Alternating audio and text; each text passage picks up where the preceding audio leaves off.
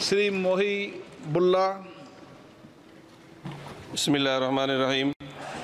जनाब सदर, मैं आपकी तवज्जो इस तरफ चाहता हूँ आपके माध्यम से कि मैं वाहिद आदमी हूँ इस सदन में जिसमें वन मैन कमेटी आपके द्वारा बनाई गई सरकार के, और मैं उसमें पेश हुआ 123 प्रॉपर्टी में। जस्टिस आर्यन ने जो रिपोर्ट पेश की, आज तक वक्फ बोर्ड को नहीं बताया गया, चूँकि वो आपकी मंशा के खिलाफ थी और गवर्नमेंट की मंशा के मुताबिक नहीं थी।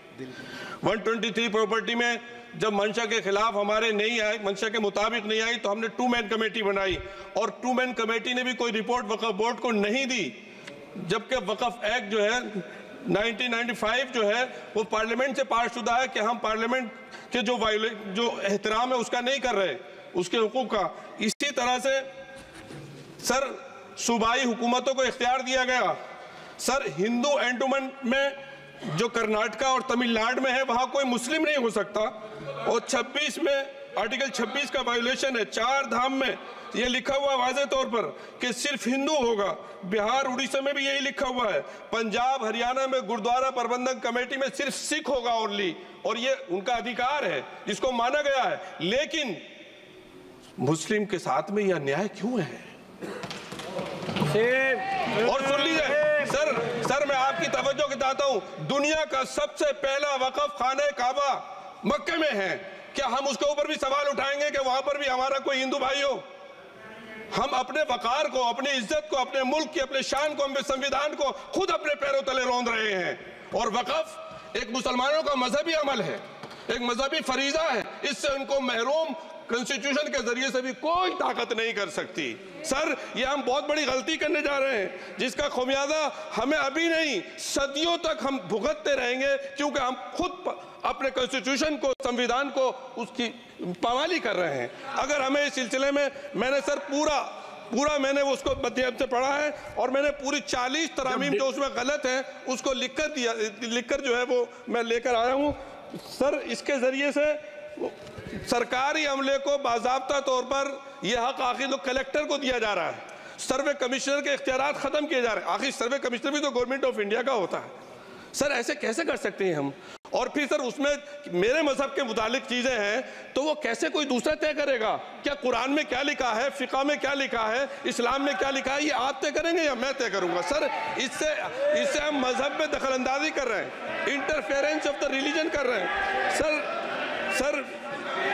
सर इस तरह के कवानीन से मुल्क की शाख को नुकसान पहुंचेगा। कॉन्स्टिट्यूशन की स्पिरिट हम खत्म कर देंगे, और अगर ये होगा तो कोई भी अकलियत, कोई भी माइनॉरिटी अपने आप को हिंदुस्तान में सेफ नहीं करेगी। पिछले दिनों सिखों के साथ भी ये हुआ, और कुछ ईसाई भाइयों के साथ भी इस तरह के वाकयात हुए हैं, जिसकी वजह से सब लोग अपने आप को असहाय महसूस कर रहे हैं। 10 साल से जो मुल्क में माइनॉरिटीज के साथ, उनके हुकूक के साथ, उनके रिलीजन फ्रीडम के साथ जो खिलवाड़ किया जा रहा है, उससे रूह कांप जाती है। और ऐसा महसूस होता है कहीं ऐसा ना हो कि जनता इन हुकूक के लिए, कॉन्स्टिट्यूशन को बचाने के लिए दोबारा सड़कों पर आ जाएगी। सर ये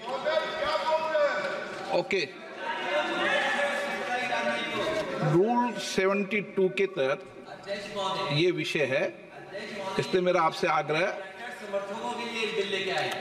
मैं इससे आग्रह करता हूं कि संक्षिप्त में अपनी बात को रखें। ಕೂತಲ್ಲೇ ಕಾಸು ಮಾಡಬೇಕಾ? ಸ್ಟಾಕ್ ಮಾರ್ಕೆಟ್ ಟ್ರೇಡಿಂಗ್ ಮಾಡ್ತೀರಾ? ನಿಮಗೆ ಪ್ರಾಫಿಟ್ ಪಕ್ಕಾ ಫಿಕ್ಸ್.